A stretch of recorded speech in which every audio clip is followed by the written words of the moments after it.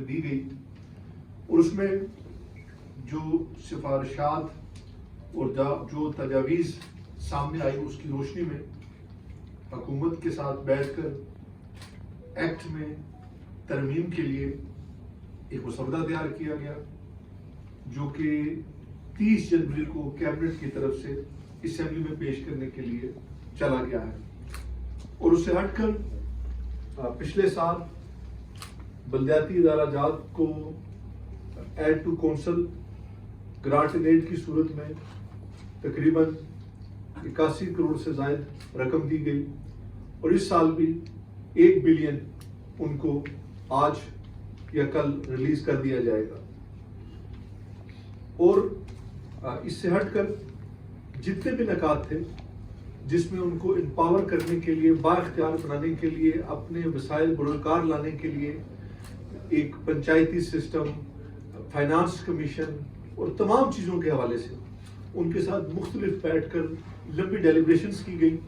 اور اس کے بعد اس کو ایکٹ کی صورت میں لانے کے لیے مسودہ تیار کر لیا گیا۔ اور یہ ساری صورتحال بتانے کا یہ مقصد ہے کہ حکومت چونکہ پہلے دن سے ہی ان کی خواہش تھی، چونکہ یہ سارا بلدیاتی نظام، یہ جو بلدیاتی نمائندگان ہیں، یہ تمام سیاسی جماعتوں سے تعلق رکھتے ہیں، ایک سیاسی پروسیس کے ذریعے یہ آج اس نظام کا حصہ بنے، اور حکومت پہلے دن سے اس بات کی قائل ہے کہ ریاست کے اندر صرف 2 ہی نظام میں حکومت چل سکتے ہیں، ایک نظام یہ جو ریاست کا نظام ہے، اور دوسرا بلدیاتی نظام جو الیکٹڈ لوگ ہیں۔ اور اس حوالے سے ہماری اس میں کوئی بھی ایسی دو رائے نہیں ہے کہ ان کو بااختیار نہ کیا جائے، لیکن یہ چونکہ ریاست کے اندر ایک اس قسم کا ماحول بدقسمتی کہہ لیں کہ بنتا جا رہا ہے کہ یہاں پر ایک احتجاج کی فضا قائم ہو چکی ہے، ہر بات کو احتجاج کے ذریعے سڑکوں پر آ کر ہی حل کیا جانے کے حوالے سے ایک اس طرح کا ماحول پیدا کر دیا گیا ہے۔ اس پورے اس پروسیس کے اندر جتنا عرصہ بھی ہم ان کے ساتھ بیٹھ کر بات چیت کرتے رہے، میرے خیال میں بڑے اچھے اور بہترین ماحول میں بات چیت ہوتی رہی، اور کل چونکہ اس حوالے سے ایک ان کا ایونٹ بھی ہے، لیکن ان کا حق ہے، اور میرے خیال میں اختلاف رائے یا احتجاج سب کا حق ہے۔ حکومت کو اس حوالے سے قطعاً اس میں کوئی ہماری کسی بھی قسم کی نہ رکاوٹ ہوگی، ان کو پورا وہ چونکہ عوام کی نمائندگی کرتے ہیں، ان کا سیاسی جماعتوں سے تعلق ہے، وہ ہمارے اپنے لوگ ہیں۔ تو صرف آج کی اس پریس بریفنگ میں یہ بتانا مطلوب تھا کہ ہمارے اور بلدیاتی نمائندگان اور ادارہ جات کے درمیان میں اب کوئی ایسی چیز باقی نہیں رہ گئی جو کہ ہم نے اب ان کو جو گرانٹ ان ایڈ کی صورت میں پیسے دیے، اس میں یونین کونسل کی سطح پر ٹاؤن کمیٹیز کے لیے بلدیاتی نمائندگان کو